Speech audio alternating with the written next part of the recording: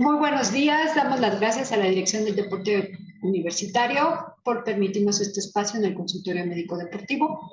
El día de hoy tengo el gusto de presentarles al doctor José Luis Meléndez, residente de tercer año de la especialidad de Medicina de la Actividad Física y Deportiva, el cual tratará con nosotros el tema de deporte de alto rendimiento y salud. Bienvenido, doctor. Muy buenos días.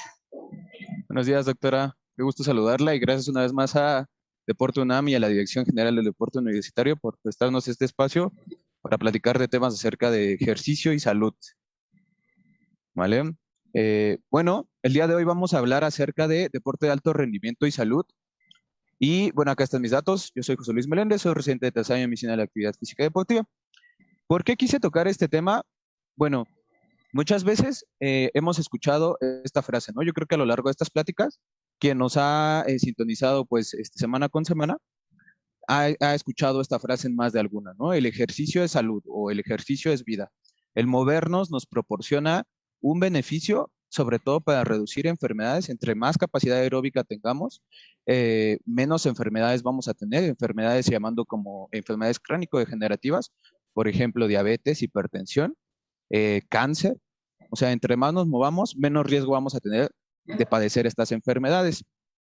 Pero ¿qué pasa cuando ya nos movemos demasiado? ¿Qué pasa cuando ya no solo es ejercicio, sino ya es un deporte de alto rendimiento? O sea, ya se hace pues como para una profesión, por eso se les llama como deportistas profesionales, ¿no? Es a lo que se dedican. De eso ganan su vida. Entonces, casi siempre en la mayoría de pláticas a las que yo iba, que se tocaba deporte de alto rendimiento, y hasta la fecha lo sigo escuchando, nos dicen esto: el deporte elite o el deporte de alto rendimiento no es bueno para la salud.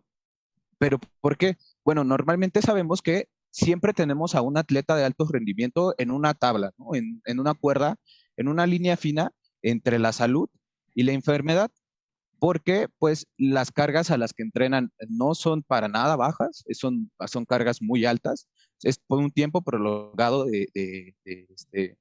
en el que entrenan a lo mejor un macrociclo de años, y esto puede poner en riesgo la salud del deportista. Por ejemplo, en el caso de algunas, el baile, que podría ser también un deporte de alto rendimiento, como las bailarinas de ballet, pues ellas tienen que tener porcentajes de grasa muy bajos, que pueden llegar a provocar en ellas, por ejemplo, alteraciones menstruales, y esto a su vez provoca alteraciones óseas y metabólicas. A esto se le conoce como triada de la mujer atleta y es muy común. Entonces, siempre que encontramos un deportista elite, un deporte de alto rendimiento, siempre se nos hace esta cuestión, ¿no? El deporte elite no es bueno para la salud.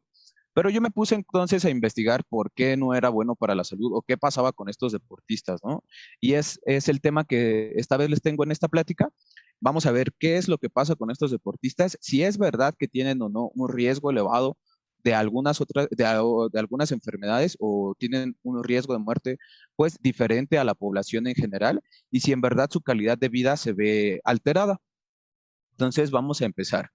Primero tenemos que hacer una distinción, ¿no? Ya las típicas, las definiciones ahorita de deporte y ejercicio, no se las puse porque ya las hemos tratado en pláticas anteriores, pero sí quiero hacer una distinción entre dos cosas: el deportista amateur y el deportista elite, ¿vale?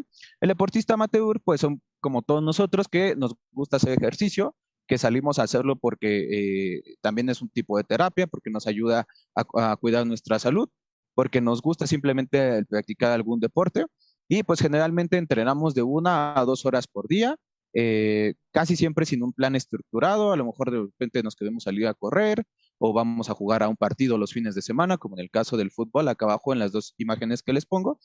Y bueno, pasamos 8 o más horas sentados o en actividades sedentarias. Los que son estudiantes no me van a dejar mentir, ahorita por la pandemia, pues estamos cada vez más tiempo sentados, más tiempo sin hacer algún tipo de actividad, porque pues la mayoría de nuestras clases pues son en línea, ¿no? Casi ya no salimos de nuestras casas, también el trayecto que hacíamos de nuestra casa a la escuela pues contaba como actividad física, ya ahora es muy poco lo que realizamos. En el caso del deportista amateur, podría tener o no asesoría nutricional. Muchas veces, pues como les digo, solo realizamos el ejercicio como una terapia, como algo para distraernos, como algo un poco más de ocio.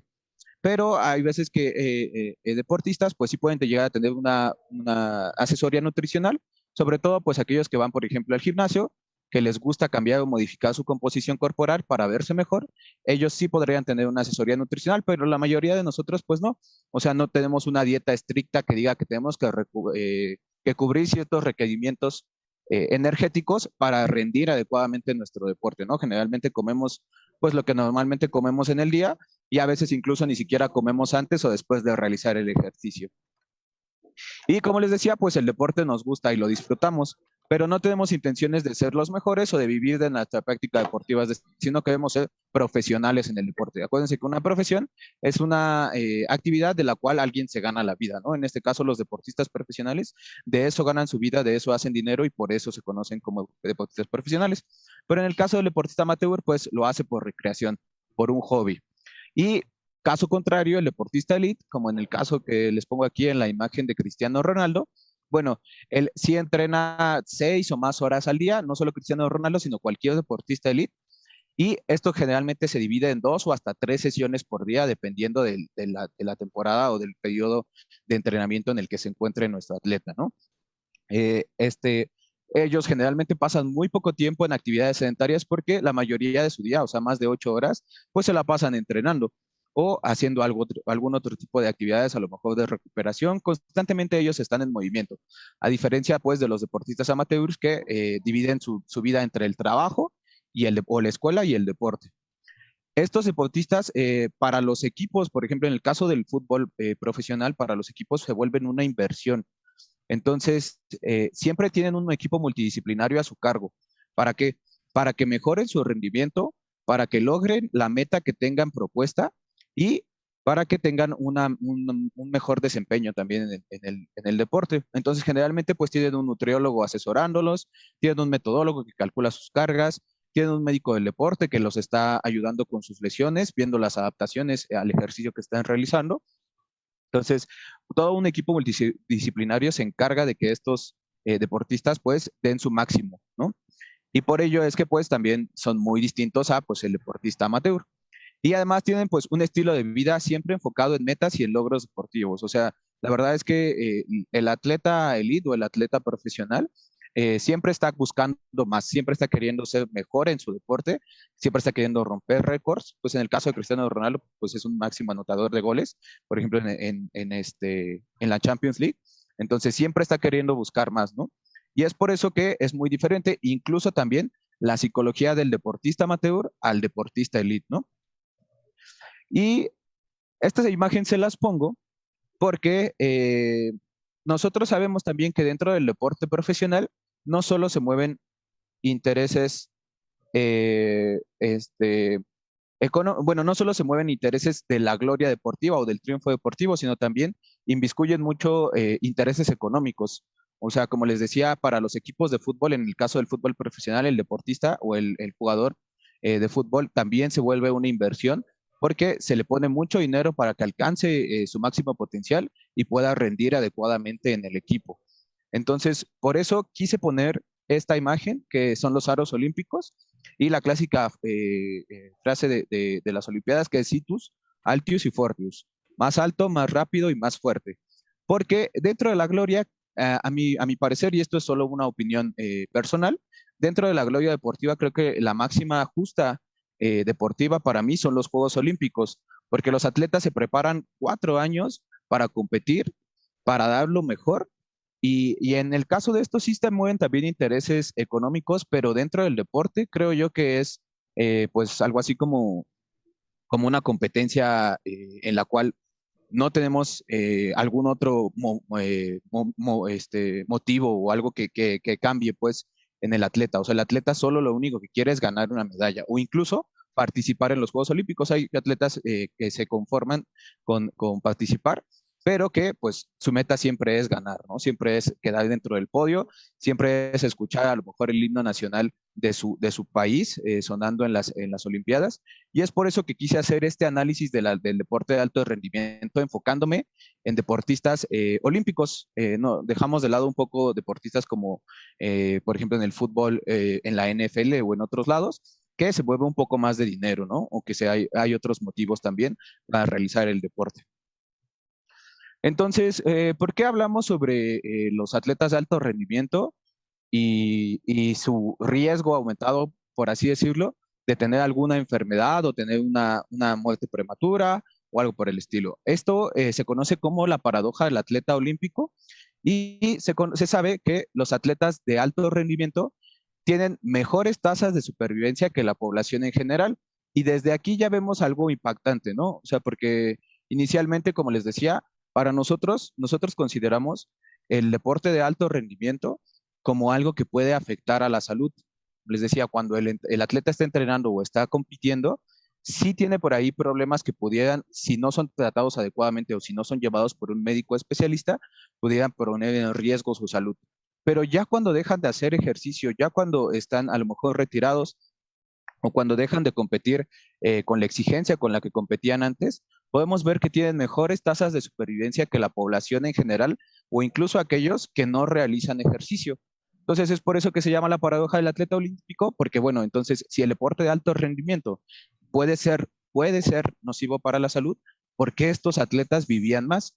Y entonces varios investigadores se dieron a la tarea de buscar qué es lo que pasaba con los atletas olímpicos ya retirados, con aquellos que ya habían dejado las competencias y cuál era su calidad de vida después de dejar las competencias. Por ejemplo, este autor, que es el autor Antero, ella encontró que en Francia las atletas olímpicos vivían 6.5 años más que sus compatriotas que no realizaban ejercicio y 3.5 años más que aquellas que realizaban ejercicio, pero pues de manera recreativa, ¿no? Y que encontró además que tenía un efecto benéfico adicional en la incidencia de cáncer. O sea, estos pacientes tenían una menor incidencia de cáncer, es decir, tenían menos cáncer que aquellos que no realizaban ejercicio y que realizaban ejercicio de manera recreativa, ¿no? Otro estudio realizado en atletas croatas, también atletas croatas olímpicos, se analizó a estos por un periodo de 6 años y se tuvo una sobrevida de 0.75 años más que la población en general. O sea, ellos vivieron aproximadamente un año más que la población en general. Este efecto alguien podría decir, bueno, pues no es tanto, ¿no? Un año es muy poquito. Pero sí es cierto que también en este estudio se encontró que tenían menos tasas de muerte por riesgo cardiovascular, o perdón, de muerte por causa cardiovascular, es decir, por algún ataque al corazón, por algún infarto, algo así. Ellos tenían muchísima menos tasa por muerte cardiovascular. Y entonces se empezó a ver también los efectos benéficos del ejercicio o el deporte de alto rendimiento. Ya no solamente podríamos decir que no es tan perjudicial para la salud como lo conocemos, sino que también podría tener ahí algún efecto benéfico. Pero otro estudio en Polonia comparó la mortalidad entre atletas olímpicos, actores y monjes. Y van a decir, bueno, esta comparación está un poco confusa, ¿no? ¿Por qué compararon atletas olímpicos a actores y monjes? Bueno, querían tomar puntos específicos de las poblaciones. En el caso de los atletas olímpicos, pues por el nivel de actividad física que tenían, ¿no? Un nivel de actividad física alto. Los actores, porque tienen una profesión en la cual tienen que cuidar su aspecto y también tienen niveles de actividad física altos, no como los atletas olímpicos, pero sí hacen más ejercicio que la población en general. Y finalmente los monjes, porque ellos tenían una vida un poco más relajada, aislada, lejos también de vicios como por ejemplo el tabaco o el alcohol, y entonces querían ver si también el hecho de tener una vida relajada en un monasterio podía hacer que la población pues, aumentara su probabilidad de sobrevivencia. Y encontraron que los atletas tuvieron un 50% menos de riesgo de muerte por cualquier causa que los otros dos grupos y que la población en general, es decir, los únicos que tuvieron un resultado significativo de todos estos estudios fueron los atletas olímpicos y casi doblaron o disminuyeron a la mitad el riesgo de muerte por cualquier causa que los otros dos grupos. Entonces es importante ver pues, estos puntos porque ya nos empezamos a dar una idea de qué es lo que está pasando, ¿no? Cómo está, a lo mejor no es tan fácil decir que el deporte de alto rendimiento sea perjudicial para la salud. Este estudio que se acaba de hacer hace poquito es un estudio realizado en hombres y mujeres en atletas olímpicos de Estados Unidos, que el estudio encontró que vivieron 5 años más que la población en general que no realizaba ejercicio o que no realizaba ejercicio a los niveles en los que ellos le realizaban. Y pues el estudio de la muestra fue 8.124 atletas olímpicos. Vamos a ponerlo en contexto normalmente el 1%, menos del 1% de la población mundial es un atleta o sea, un atleta olímpico. Eso es muy poco. Y pues la verdad es que para este estudio lo importante es esta muestra porque es muy grande. Son 8.124 atletas olímpicos que fueron analizados a lo largo de la historia y la verdad es que sí son muchos atletas. Entonces es por eso que utiliza este estudio pues para ejemplificar un poco cómo es el que se comportaba pues su calidad de vida o su esperanza de vida en estos atletas. Y bueno, ¿qué encontramos en el estudio? Pues de que de los 8.124 atletas analizados, fueron 5.823 hombres y 2.031 mujeres. Y todos estos vivieron, como ya decía el título, 5.1 años más, pero se encontró un máximo beneficio del ejercicio en su esperanza de vida en enfermedades cardiovasculares. O sea, salvaron 2.2 años salvados en esta enfermedad y 1.5 años salvados en el caso del cáncer. O sea, el ejercicio de alta intensidad o el deporte elite que ellos practicaban les ayudó para salvar 2.2 años sin tener enfermedades cardiovasculares, sin padecer del corazón, de la presión, de algún infarto y 1.5 años salvados en cáncer. Y aquí lo podemos ver. En el caso de las líneas punteadas, estas son la población masculina y femenina en general de Estados Unidos, y las líneas continuas que tienen una sombrita son la población de atletas olímpicos, tanto masculinos como femeninos, y podemos ver que sus curvas se desplazan hacia la derecha. ¿Esto qué quiere decir?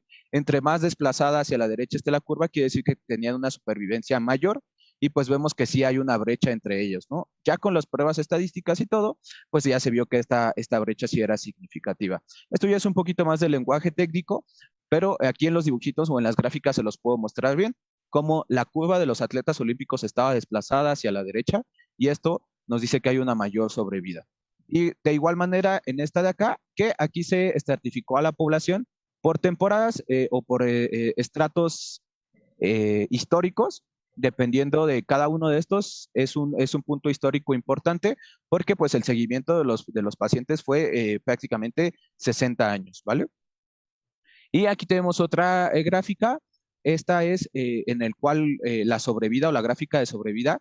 Esto quiere decir que entre más plana esté, la gráfica tenían menor sobrevida, dependiendo de algunas características. Y aquí podemos ver que CVD y cáncer son enfermedades cardiovasculares y cáncer, y estas sí se disparan.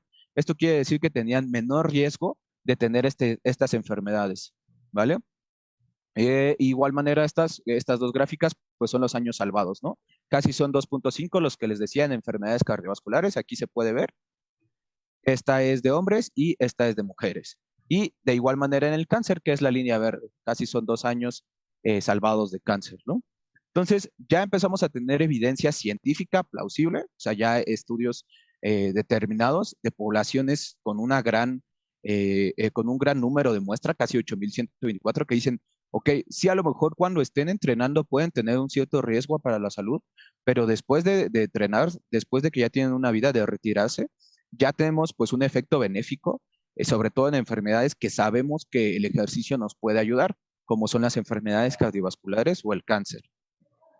Y aquí pues otra gráfica, como les decía, aquí vemos las dos enfermedades en las cuales tuvo mayor efecto, ¿no? En los años salvados en enfermedades cardiovasculares y en cáncer. En los demás también tuvo un efecto, pero al hacer los análisis estadísticos no fue significativo. Significativo quiere decir que no fue diferente a la población en general. Entonces, por esto, estos ya no se los describí, pero estos dos sí son los importantes. Ahora, hay otro punto, esto ya lo vimos ahora en enfermedades físicas, ¿no? Los atletas sí tienen una menor incidencia de enfermedades, por ejemplo, cardiovasculares y de cáncer, y también tienen una mayor sobrevida. Pero hubo un estudio que se realizó que decía que los atletas olímpicos o los atletas profesionales también tenían una mayor tasa de depresión y de suicidio. Y aquí hay controversia en la literatura científica acerca de esto. Por ejemplo, estudios realizados en la NFL y en la Asociación Nacional de Entrenadores, en la NSA, que es la Asociación Colegial de Deportes de Estados Unidos, reportaron menores tasas de suicidio en sus jugadores cuando se comparaban con la población estadounidense general, o sea, con la población en general de Estados Unidos. Pero, por ejemplo, en un estudio realizado en atletas suecos, se reportaron mayores tasas. Sin embargo, este estudio realizado en atletas suecos tenía una muestra pequeñita, por ejemplo, tenía una muestra de 20 atletas, todos eran hombres, y en este caso no se consideraron algunas variables como por ejemplo el consumo de sustancias o los accidentes de tráfico. Entonces, por ello, se pensaba que tenían pues mayores tasas de suicidio porque morían antes o morían más debido pues también a algunos factores que no se consideraron. O sea, sí analizaron los padecimientos mentales, pero dejaron de fuera algunas variables que también pueden tener incidencia dentro de los padecimientos mentales.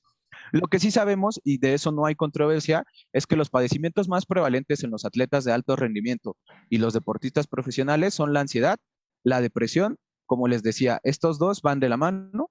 Generalmente se está presionando constantemente al atleta para que dé un resultado, para que gane. Incluso el atleta se presiona a sí mismo. Tienen un tipo de personalidad en el cual tienen que estar constantemente ganando, tienen que estar constantemente mejorando y por eso pues generan trastornos de ansiedad y depresión. Hace poco ya tuvimos el caso de Simone Biles y de cómo abandonó una de las competencias debido a que mentalmente no se sentía preparada ni adecuadamente para poder competir, ¿no? Y entonces esto es algo que también hemos dejado muy de lado. O sea, siempre vemos por lo físico, por lo fisiológico, pero dejamos muy de lado los desórdenes mentales o las alteraciones mentales y es importante que sí también los consideremos. Y también desórdenes alimenticios, como les decía, en deportes como la danza, como la gimnasia, tenemos que tener un perfil antropométrico específico, o sea, tenemos que tener una composición corporal, pues que generalmente tiene muy poca grasa muscular, perdón, muy poca grasa y mucha masa muscular, y entonces, pues generalmente estos deportes en algunas ocasiones pueden llegar a provocar desórdenes alimenticios porque los deportistas o los atletas están constantemente preocupados por su peso y su composición corporal y pues empiezan a dejar de comer. Y sobre todo por el uso de sustancias ilícitas. Esto no se da tanto en el deporte, por ejemplo, en las Olimpiadas. En ese caso se utilizaría un poco más sustancias como del dopaje, pero en el deporte profesional, pues sí se sabe, ¿no? Cuando empezamos a tener ya, por ejemplo, en el caso no sé, del fútbol americano, del fútbol, tenemos una gran cantidad de dinero, los deportistas ganan una gran cantidad de dinero y pues comienzan a gastarlo pues en cosas que a lo mejor no serían las adecuadas, ¿no? Por ejemplo, se van de fiesta, pues aumenta su consumo de alcohol. Hemos visto muchas carreras que han sido truncadas debido ya sea a algún accidente automovilístico bajo los efectos del alcohol o por pues, un inadecuado consumo del alcohol. Y esto pues es pues por toda la gloria, toda la fama que le dan al deportista, que también pues puede llegar a confundirlo y provocar este tipo de alteraciones, ¿no? Y por razón de esto encontré pues otro artículo, esta vez de la doctora Stephanie Ducom, que ellos lo titulan así como Grandes Esperanzas. Hay un menor riesgo por alteraciones mentales y en el caso de conductas como autodestructivas, en el caso de los atletas olímpicos.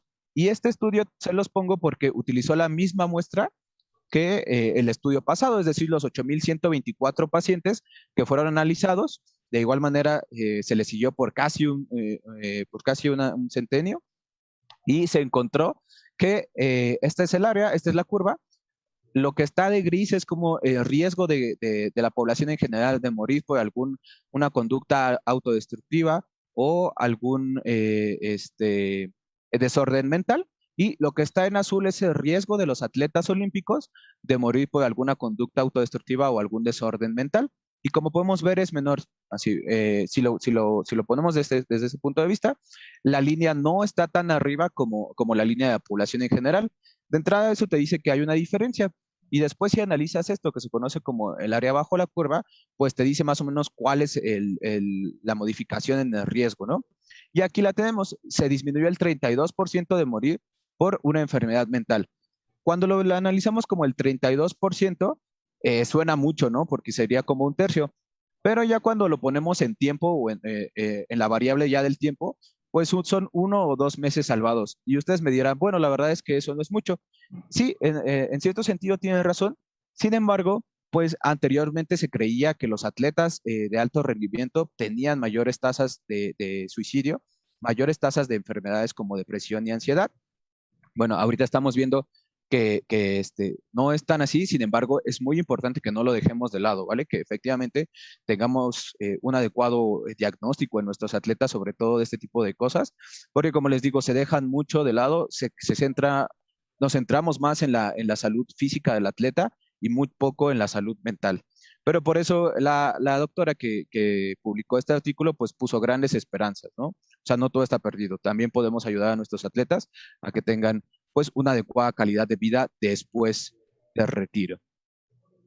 Y ella también hizo una comparación muy interesante que eso me gustó y se las pongo aquí, porque comparó aquellos que fueron ganadores de medallas con aquellos que no fueron ganadores de medallas. Como les decía, dentro de la gloria deportiva, pues una de las justas más importantes son los Juegos Olímpicos. De hecho, pues díganme algún atleta que haya ido a los Juegos Olímpicos que no quiera ganar una medalla y no creo que haya alguno. Entonces, es por ello que ella dijo, bueno, entonces, ¿qué pasa con aquellos que sí no la ganan? O sea, que de plano solo van a la competencia, no tienen la oportunidad de ganar una medalla, entonces ellos tienen mayor depresión o menor depresión. Y la verdad es que no hubo una diferencia significativa. Los amarillos son aquellos que no ganaban una medalla y los negros son perdón, los amarillos son los que ganaban una medalla y los negros son los que no ganaban. Y como pueden ver, las líneas son casi iguales. O sea, estas son las dos líneas gruesas y casi pasan iguales, como pueden ver aquí. Y en el caso de este es de hombres y este es de mujeres. Las dos, no hay una diferencia significativa y eso se comprobó también por la estadística. Y entonces quería decir que si ganaban o no una medalla no hay un efecto de impacto para que tuvieran a lo mejor eh, algún trastorno como por ejemplo depresivo o ansioso. Y entonces, ya vimos que a lo mejor los atletas tienden a vivir un poco más de años, casi 5 años, tienden a tener una menor tasa de incidencia de enfermedades como depresión o ansiedad después de realizar su deporte, es decir, cuando se retiran. Y ahora vamos a ver por qué también se pensaba que el deporte de alto rendimiento podría tener un efecto deleterio, un efecto negativo en la salud, y era por la intensidad y las cargas de entrenamiento que se les dan a estos deportistas, ¿no? Entonces, generalmente, el deporte de vigorosa intensidad, pues hay controversia entre si hay una asociación, es decir, si el deporte de alta intensidad puede provocar un aumento en el riesgo de mortalidad, es decir, en el riesgo de morir, o al contrario, disminuye el riesgo de morir. Entonces, como les decía, existe controversia entre la asociación del nivel de actividad física, no existe, perdón, controversia entre la asociación del nivel de actividad física, comorbilidades y cualquier causa de muerte. Como les decía al inicio de la plática, entre mayor nivel de actividad física tenemos menor riesgo de tener enfermedades y menor riesgo de morir por estas enfermedades. Pero sí existe controversia acerca de la intensidad con la que se realiza esta actividad física y en este caso, pues, las enfermedades que podamos tener o el riesgo de muerte. Estudios que se realizaron en atletas de Harvard, en atletas universitarios que tenían un entrenamiento, pues, ya un poco más especificado de alto rendimiento, sugirió un efecto benéfico mayor en aquellos que realizaban ejercicio de intensidad vigorosa versus aquellos que únicamente lo hacían de manera recreativa. Estos dos autores, Wanamiti y Sharper, encontraron que en las mujeres que realizaban ejercicio de alta intensidad versus las mujeres que no realizaban ejercicio de alta intensidad, esto fue realizado en mujeres jóvenes de 18 a 35 años de edad por un periodo de seguimiento de 6 meses, se encontró que aquellas que realizaban ejercicio de alta intensidad tenían un 31% menos riesgo de padecer enfermedades respiratorias y en los hombres se reducía el riesgo de 24%, ¿no? Entonces, era bastante la reducción de riesgo. Entonces, ¿por qué decimos que hay una relación entre el ejercicio de alta intensidad y el riesgo de muerte? Bueno, normalmente en las guías que nosotros consultamos, como la guía del Colegio Americano y la AJA, dice que el ejercicio de intensidad vigorosa puede aumentar el riesgo de muerte súbita cardíaca o de enfermedad vascular, pero estos estudios que fueron realizados, pues, tanto en población sana como en población con alguna comorbilidad.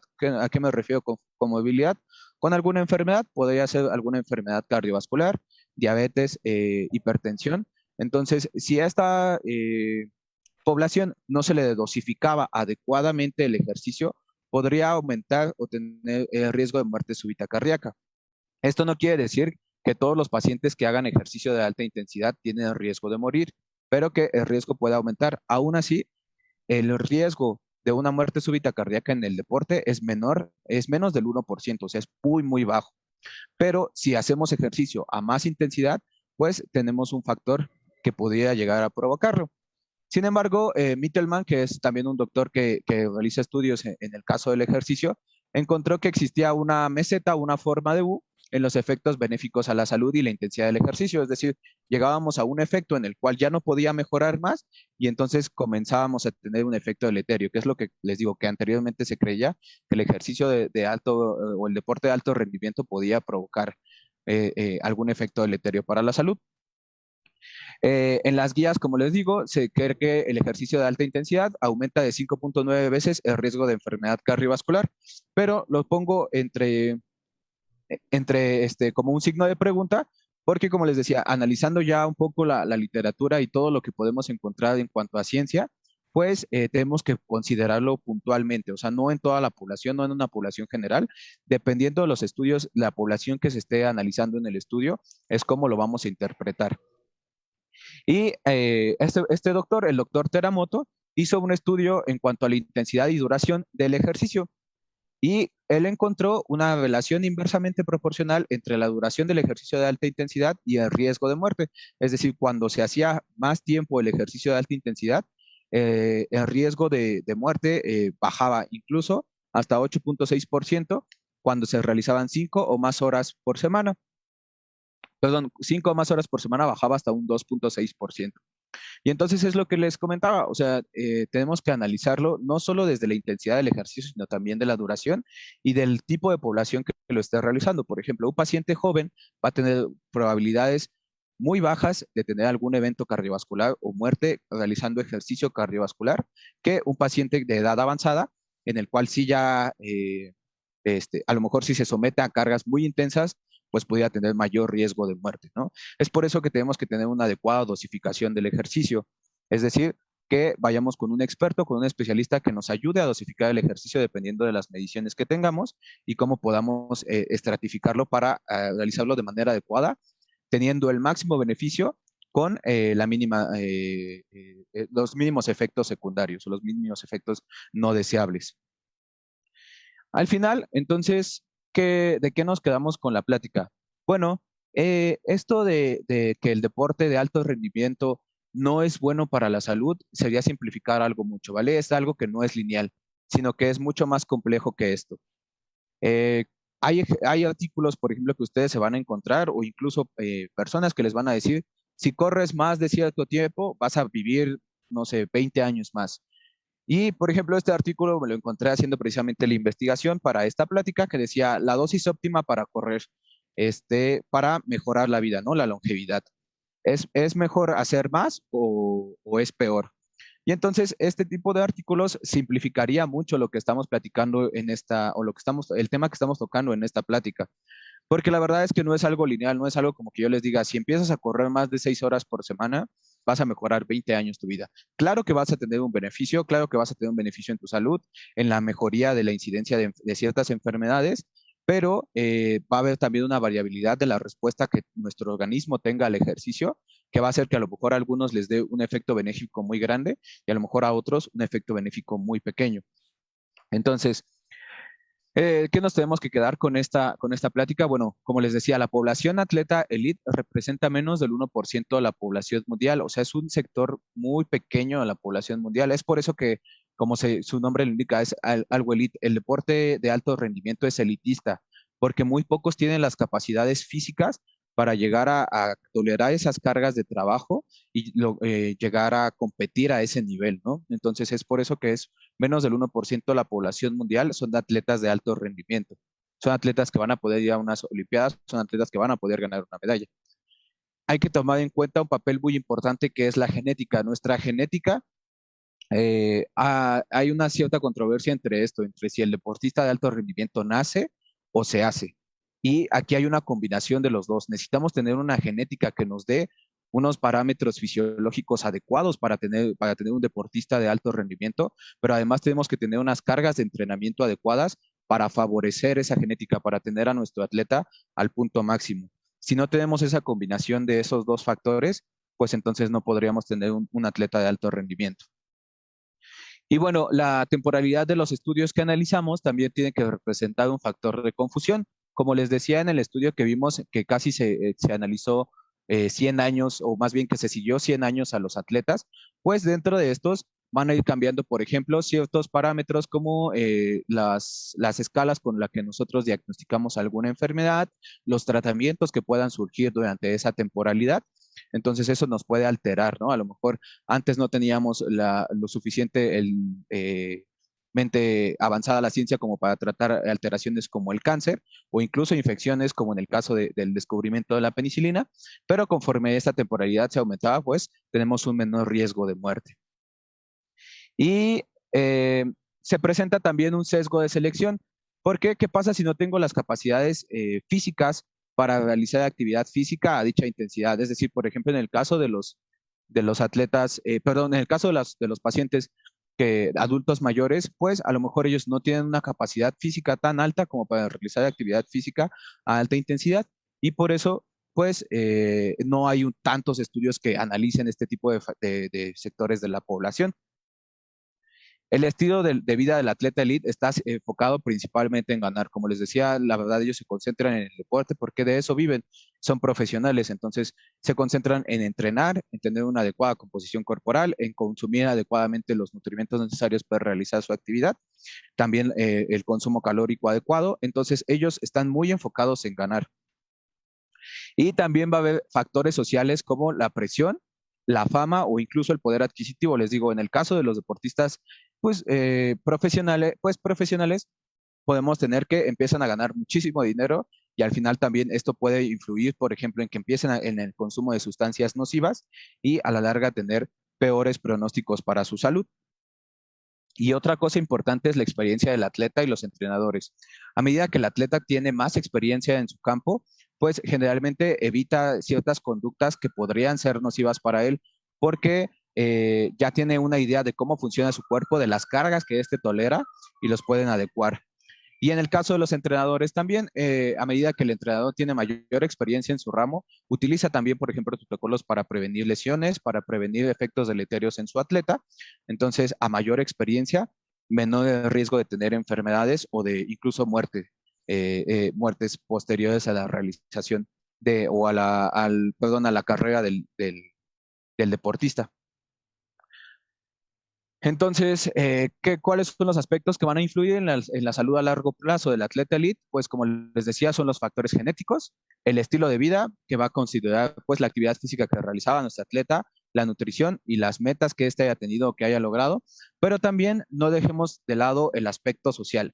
La red de apoyo es muy importante, que el atleta una vez que finalice, muchas veces estos atletas una vez que finalizan o que se retiran de su deporte, tienen sobre todo una incidencia grande de depresión. Entonces tienen que tener una red de apoyo fuerte para que los ayude a continuar con su vida después del deporte de alto rendimiento, ¿no?